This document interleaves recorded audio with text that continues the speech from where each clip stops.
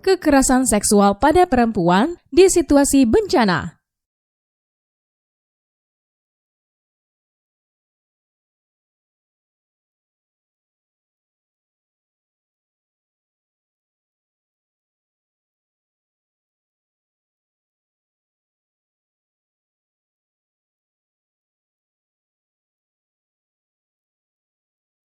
Situasi bencana dapat memperburuk masalah kesehatan kelompok rentan.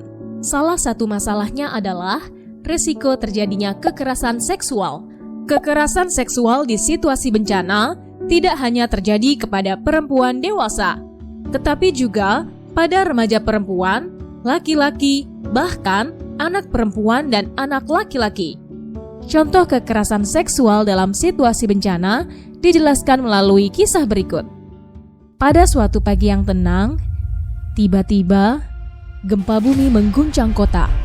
Bangunan bergoyang kencang mengakibatkan warga berlarian keluar dengan ketakutan dan panik, berusaha menyelamatkan diri tanpa mempedulikan orang lain. Demikian juga Gladys, seorang remaja perempuan yang berlari sekuat tenaga mencari tempat yang aman.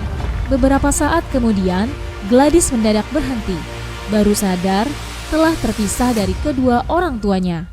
Dengan kalut ia memandang berkeliling, berusaha mencari ayah dan ibunya. Perasaan khawatir timbul karena mereka tidak juga terlihat.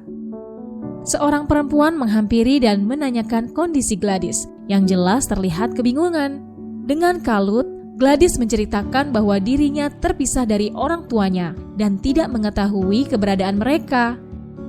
Wanita tersebut mengajak Gladys untuk mengikutinya dan meyakinkan jika ia akan membawa Gladys ke tempat aman.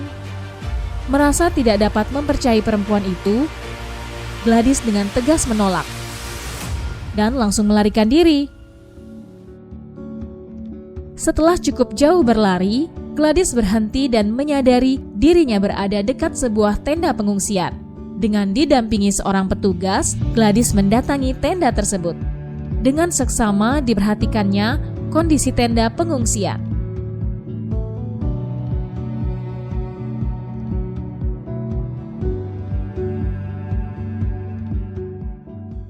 Malam itu, saat kondisi tenda pengungsian sudah mulai sepi, Gladys merasa perlu ke toilet dan terpaksa pergi seorang diri ke toilet umum. Dalam perjalanan menuju toilet, tanpa sepengetahuan Gladys, seorang pria tidak dikenal terus mengikutinya.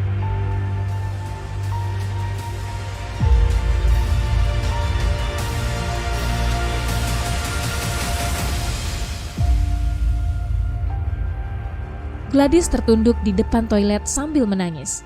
Seorang petugas berseragam datang menghampiri Gladys, menanyakan apa yang terjadi kepadanya. Gladys tidak menjawab.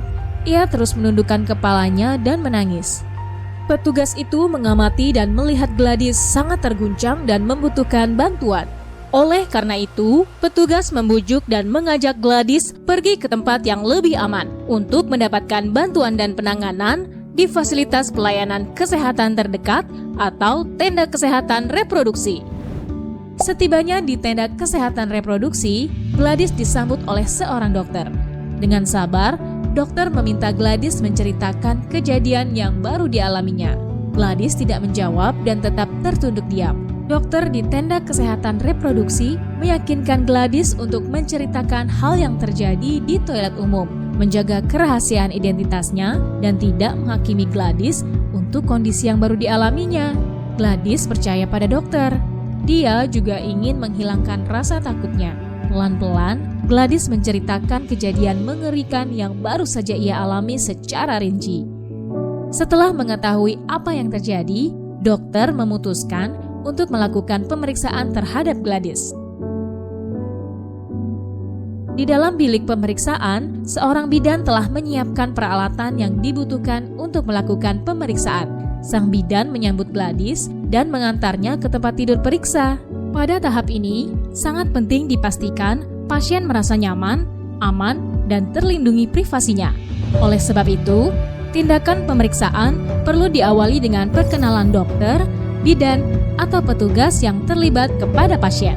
Dilanjutkan dengan penjelasan mengenai prosedur pemeriksaan, serta permintaan persetujuan dari pasien, dalam hal ini Gladys, agar pemeriksaan dapat dimulai. Sebelum melakukan pemeriksaan fisik, dokter perlu memastikan ketersediaan rekam medis atau lembar status pasien. Selain itu, dokter juga perlu memastikan waktu kejadian kekerasan seksual agar dapat diterapkan tata laksana yang tepat. Jika kekerasan seksual terjadi kurang dari 72 jam, maka pemeriksaan dapat dilakukan dengan menggunakan alat pengumpulan barang bukti atau rap kit, serta pemberian obat-obatan.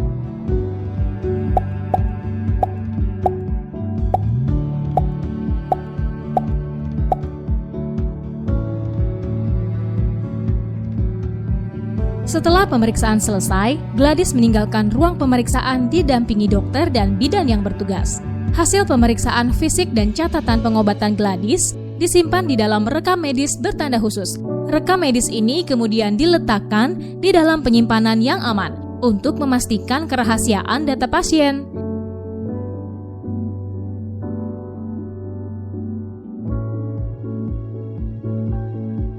Bidan merujuk Gladys kepada layanan perlindungan dan pemberdayaan perempuan untuk mendapatkan penanganan lebih lanjut. Adapun layanan yang akan didapatkan oleh Gladys berupa pendampingan dan keamanan dari lembaga atau institusi terkait dan aparat kepolisian, rujukan kesehatan lebih lanjut, dukungan psikologis, dan bantuan hukum. Dengan didampingi seorang relawan, Gladys memutuskan untuk menghubungi lembaga pemberdayaan perempuan untuk mendapatkan bantuan. Setelah itu, Gladys dijemput oleh layanan pendampingan. Lembaga penyedia layanan tersebut menjelaskan kepada Gladys mengenai layanan bagi penyintas kekerasan seksual.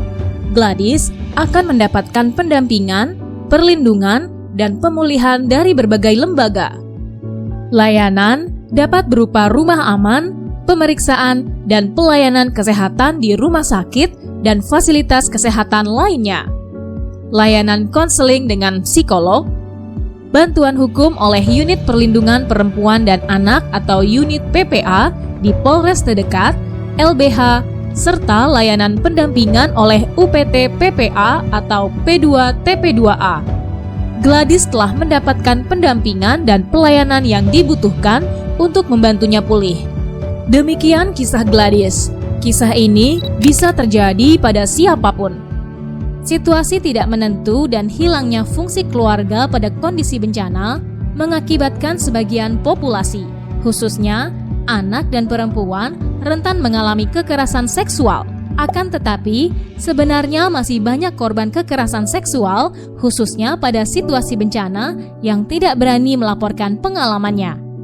Oleh karena itu, upaya perlindungan, pencegahan, dan kolaborasi penanganan kekerasan seksual penting untuk ditingkatkan. Teruntuk korban kekerasan seksual, Anda tidak bersalah, jangan takut. Menjadi korban kekerasan seksual bukanlah aib yang harus ditutupi. Kekerasan seksual sepenuhnya adalah tindak kejahatan dari pelaku. Jika Anda mengalami tindak kekerasan seksual, lakukan hal berikut. Simpan barang bukti, ceritakan kejadian, cari dukungan, segera lapor pihak berwajib. Video ini dipersembahkan oleh Dr. Share, bekerja sama dengan UNFPA, Kementerian Kesehatan, dan Ikatan Bidan Indonesia, serta dengan dukungan dari pemerintah Jepang.